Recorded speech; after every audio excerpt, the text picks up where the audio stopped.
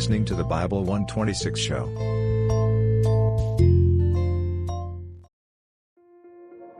This episode is brought to you by Kia's first three-row, all-electric SUV, the Kia EV9, with available all-wheel drive and seating for up to 7 adults, with 0 to 60 speed that thrills you 1 minute, and available lounge seats that unwind you the next. Visit kia.com/EV9 to learn more. Ask your Kia dealer for availability. No system, no matter how advanced, can compensate for all driver error and or driving conditions. Always drive safely.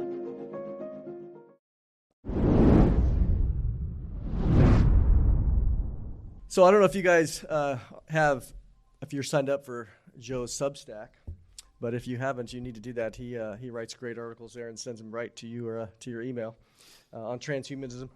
I think as we get into the topic of transhumanism, which you're going to be discussing tomorrow, I think oftentimes, I know I hear it, let's start out just definition. What is transhumanism? Well, there are a lot of different definitions. I try to spice it up because I'm asked that question a lot. But I think the central theme of transhumanism is the belief that technology itself is salvational, that human salvation lies ultimately in our creations. And although I myself don't take what you would call an orthodox religious view on this, I think the spiritual elements that you see in transhumanism basically translate into humanity creating for ourselves heaven on earth, humanity creating supernatural entities via artificial intelligence and other means, and then once those entities have surpassed humanity, in the predictions of many transhumanists, and certainly in the post-human realm, the idea is that humanity will ultimately have to submit or fuse with this sort of digital deity, and that could happen via a number of vehicles. All of them are proposed, and many of those vehicles are in active development. So anything from virtual reality to an implanted brain-computer interface to other more standard means. So in short, transhumanism is a religious point of view that holds technology up as the highest power.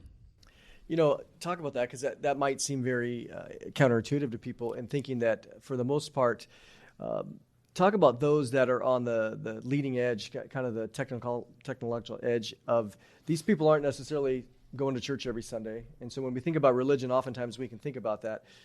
Talk about really that really interesting dynamic, or almost oxymoron, in the sense of secular people seeking eternity in a religious sense. Well, I mean, from a scientific point of view, humanity is at the pinnacle of creation. Outside of the existence of extraterrestrials, a scientist would say that human intelligence is the greatest intelligence on the planet. Transhumanists see that intelligence as profoundly flawed, and they see artificial intelligence in particular as this sort of crystalline form that could surpass human intelligence, overcome our flaws, and ultimately be more powerful. So a key example is Elon Musk. I'm sure everyone knows that Elon Musk is now the coolest man on earth, according to every conservative, outside of a very small few holdouts, myself included. But cautious, for sure. Elon Musk, I think, is probably the most famous transhumanist on the planet, even if I don't know that he's ever used the term, but he's certainly immersed in transhumanist philosophy. Nick Bostrom is probably the most prominent example, the author of the book Superintelligence, whom Musk references often, but many others. So when you look at the Neuralink device, the stated intent behind the Neuralink device is to link human biological intelligence with artificial intelligence. Of course, artificial intelligence is being developed by Tesla. Musk has hinted a number of times openly that artificial general intelligence, meaning something that is roughly equivalent to human intelligence in its breadth and its depth, but obviously far faster, far more accurate. And so the Neuralink device, which is clearly far behind the timeline he had foreseen back in 2016 for various reasons, the Neuralink device, which is a small quarter-sized implant where you would have a quarter-size hole pulled out of the skull, the implant put in with about 1,024 small hair-thin wires going into the brain, and that then would allow a person, first quadriplegics, but he hopes eventually consumers, to basically commune with this digital deity, with an advanced artificial intelligence.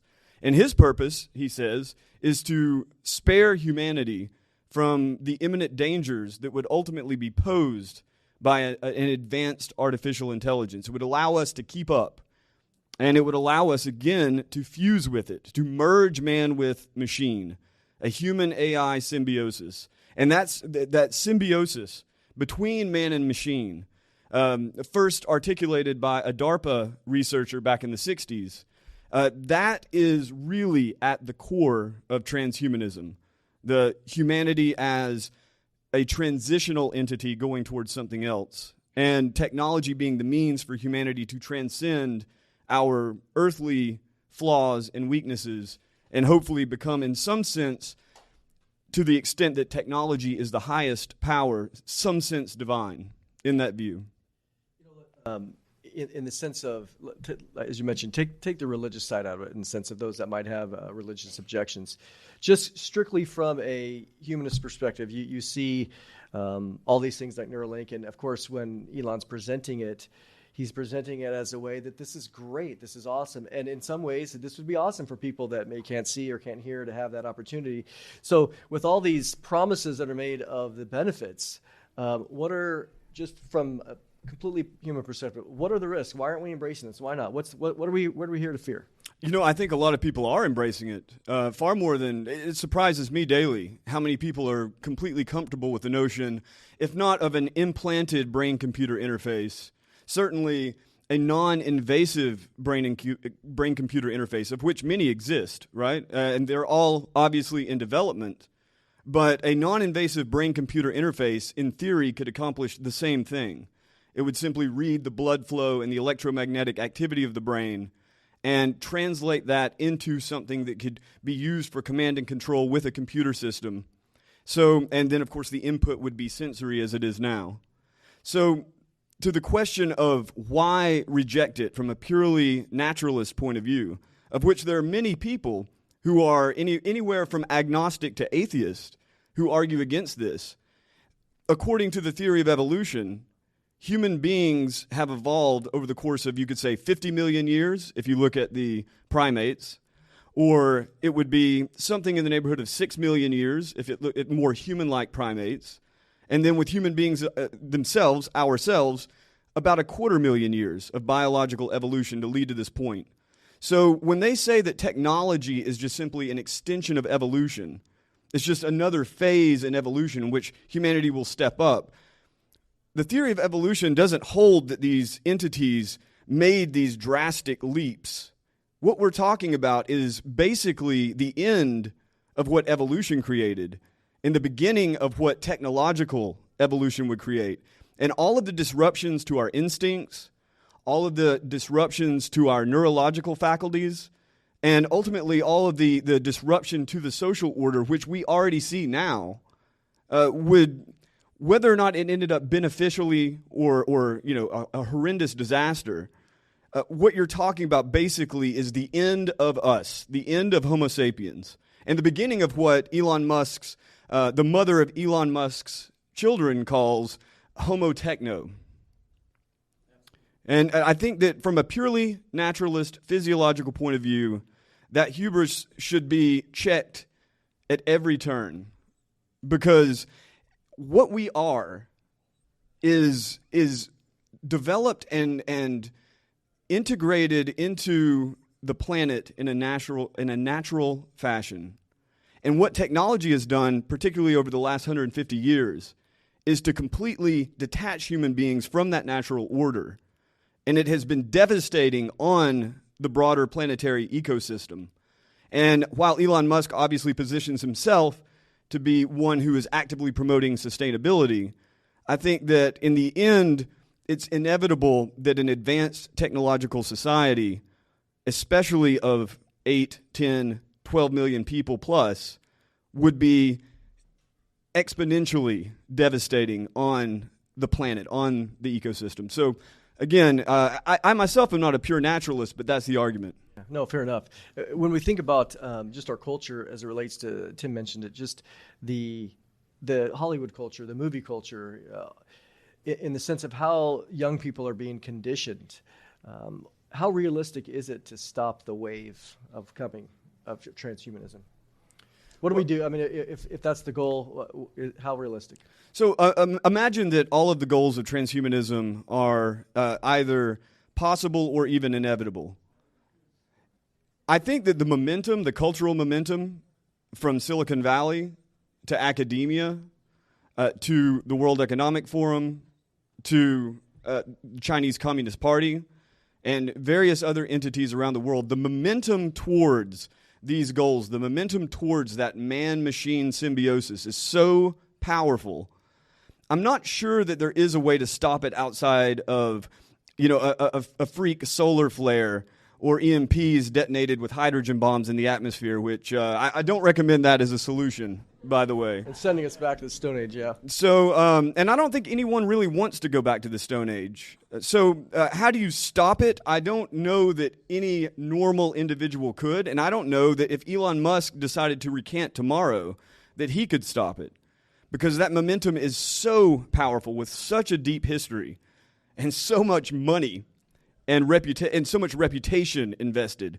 So for me, I think that the wisest thing going forward is to simply identify this broad paradigm shift in the world, decide where you stand in relation to it. And I think that every human being on earth that has the cognitive capacity to recognize this danger, it's up to them to draw the line as to where it's at. I would take it back to a watch and a landline myself and a big stack of books, but that's very particular, and I think every person has their own particular fears and affinities. But as I wrote recently, it is definitely a slippery slope from a smartphone to virtual reality to a brain-computer interface. Yeah, in your latest post, you talked about a cyborg theocracy and that slippery slope. Kind of just give us a quick rundown of that. Well, cyborg theocracy isn't my term. It comes from, we'll just call him a mad Albanian who has never really defined the term, and he never plans to, I don't think. And honestly, I don't think he has to. He simply points to those elements in the culture that he sees as embodying the brain-machine interface from what ultimately is a theological point of view. And so a cyborg theocracy is a technocratic civilization in which whoever wields the most powerful technologies will determine history. And so as we are ruled by these technologies, including the microphones in front of our faces and the speakers echoing out, as human minds are shaped by these technologies, that theocracy is given realization. And so the slippery slope to a cyborg theocracy, to me, is simply the degree to which individuals in a society orient themselves towards technology and those who wield technology as being something either sacred or at the very least something that one must submit to and that one submits one's children to. And I think that the way out of that begins with the traditional orientation towards the divine, the traditional orientation towards that which transcends this physical realm. And the decisions made and the lines drawn, inasmuch as they are based on that orientation towards some sort of supernatural, or at the very least, non-human in origin divinity. To the extent human beings are oriented towards that, I don't know that a brain-computer interface, I don't know that a brain chip would compromise that person's soul. Because I think that technology is neutral to the extent that it is part of the physical realm and it is separate from the deepest human self, and it's separate from the highest divine form. And so however far we're dragged along in that process, however crazy and science fiction-ish and horrific and dystopian it may be, I think that path to the divine always exists, and so I don't think that there are any absolutes there. Yeah. Well, Joe, appreciate it. You don't want to miss his talk tomorrow, and appreciate you being here. Thank you very much, sir.